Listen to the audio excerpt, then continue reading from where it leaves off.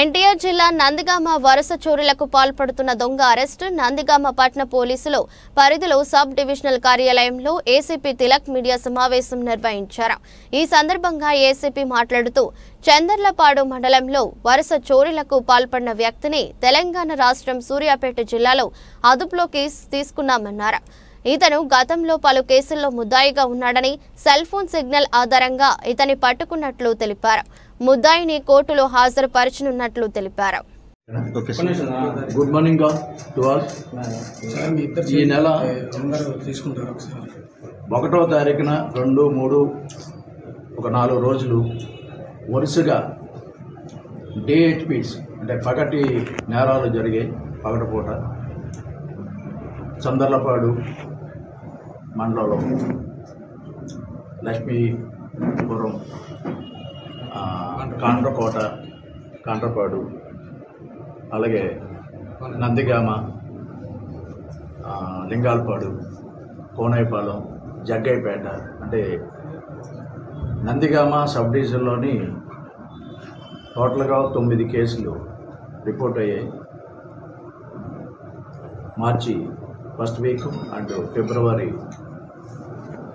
Middle of the February ఈ పండగలు ఇవన్నీ జాతరలు ఇవన్నీ ఆ టైంలో జరిగాయి.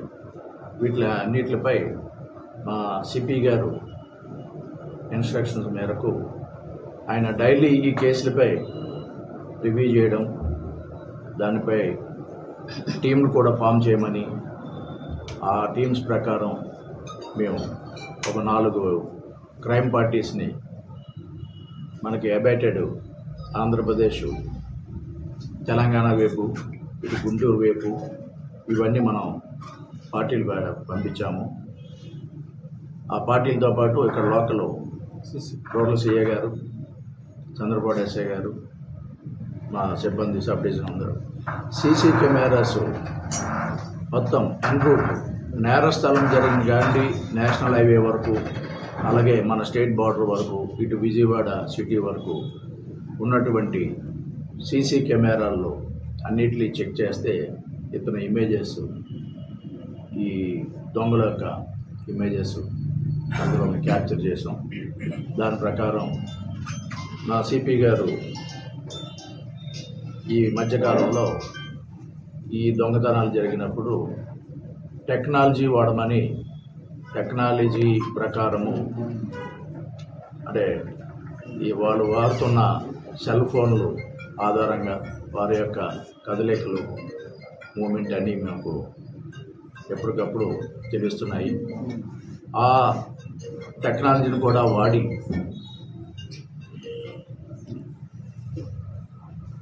సూర్యారావుపేట,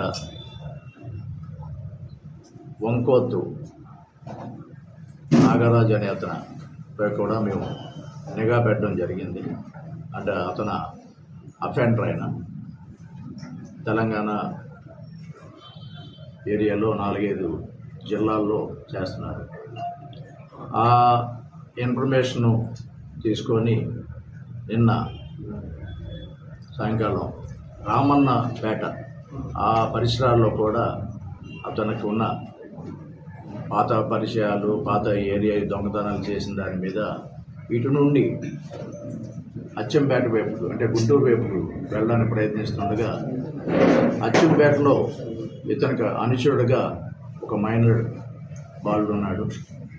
అతని సహాయంతో ఈ disposal of the stolen property చేయడానికి నిన్న వెళ్తూ ఉండగా చంద్రపాడు సిఐ గారు, రూరల్ సిఐ గారు, చంద్రపాడు ఎస్ఐ గారు నిన్న వాళ్ళని క్యాచ్ చేసి వారిని ఇంట్రాగేషన్ చేసి వాళ్ళ దగ్గర రికవరీ చేయగా రమారమి 300 గ్రాముల బంగారం, 400 గ్రాముల వెండి ఈ 2 సీజ్ చేసి స్వాధీనపరచుకొని ఈరోజు కోర్టుకి హాజరుపరుస్తుంది.